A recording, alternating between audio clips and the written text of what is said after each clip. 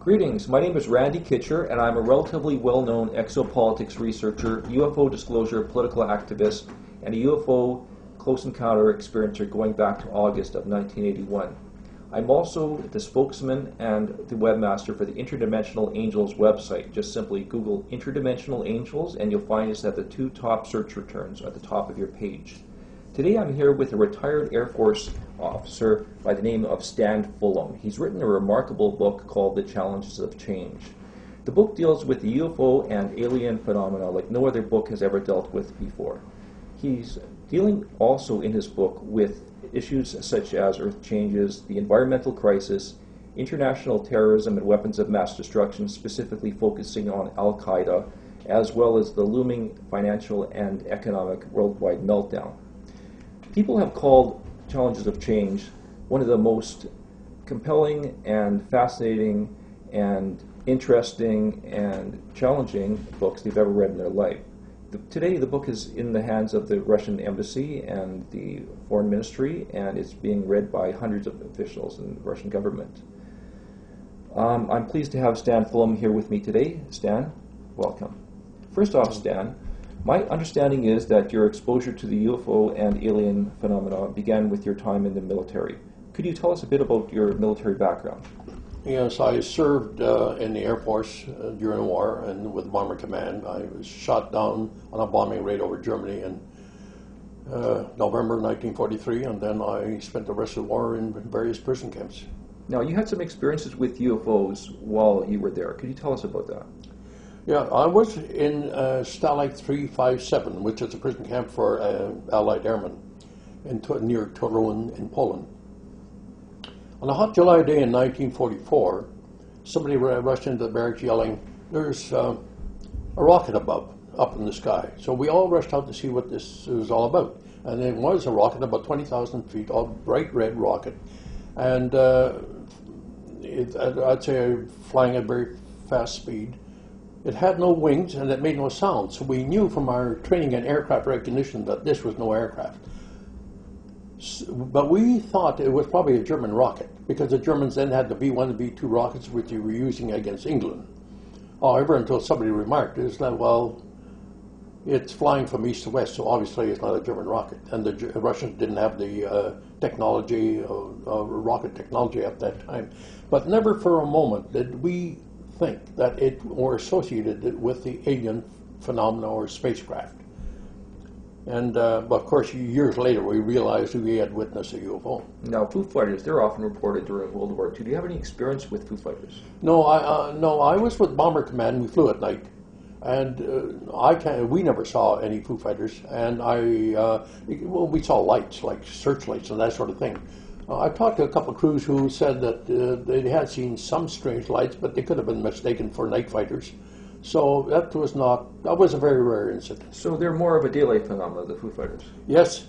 There were several fighter pilots in our prison camp. One of them was Ron. He was a Spitfire pilot who told me about his experience. He was on a sortie over France, and he said suddenly these two Foo Fighters approached his aircraft and flew alongside at each wingtip with him, in formation with him, for several minutes. He was very, very nervous because he never had this experience before. He had never heard about him either. And he says, but after a while he relaxed because they took no offensive action against his Spitfire. When he returned to the squadron, he reported the incident to the debriefing officer. And he was telling me about the reaction of the debriefing officer, who looked up at the ceiling with a silly smirk on his face in total disbelief of what this 19-year-old pilot was telling him.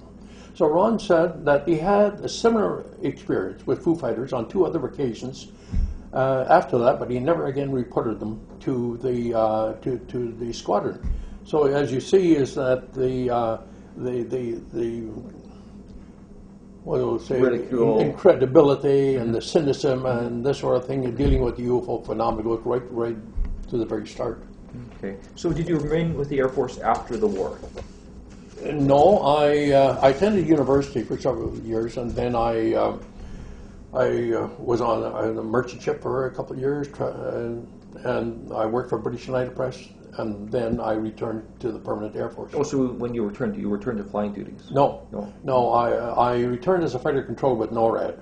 Now, a fighter controller basically works functions within the radar sites that are all around North America. But a fighter controller's principal job is to direct and control the jet fighters onto the enemy bombers, because we track them on our radar scope. We can see them. Jet fighters can't see the bombers until they get close enough to see them. Mm-hmm. Now, from all the reports I read, NORAD had thousands and thousands of reports of UFOs that have never been released to the public. What was your experience there? Yes, I was reporting for duty as the duty controller one night at the radar base, and the officer I was replacing told me, pointed out that there were two UFOs that hovered about 1,000 feet up, about 2 miles away. They were large, 2 to 3 times the size of our aircraft, and they had a series of lights around the periphery of their framework. So I scrambled a couple of the standby fighters, the jets. And no sooner were they airborne than the UFO streaked away at terrific speed, and then stopped several miles west of Vancouver over the Pacific Ocean and just sat there until the jets approached them, and then they flew away over the Pacific. Now, the next morning, the base commander called, and he said, he was getting calls from the media. And he said, but as you know, about these strange lights, but as you know, there was nothing unusual that happened last night. So there's no reason for us to be speaking to the media. Now, I understood. That was the policy.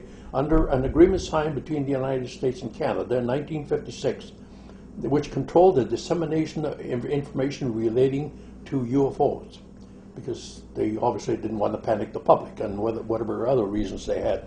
And so that's where it stayed. And I don't believe that policy has ever been changed. Now, did NORAD ever send somebody down to debrief you here? Yeah. So they were very interested in the incident, and so we met, the squadron commander, myself, and the technical officer met with NORAD officers, and we discussed the incident.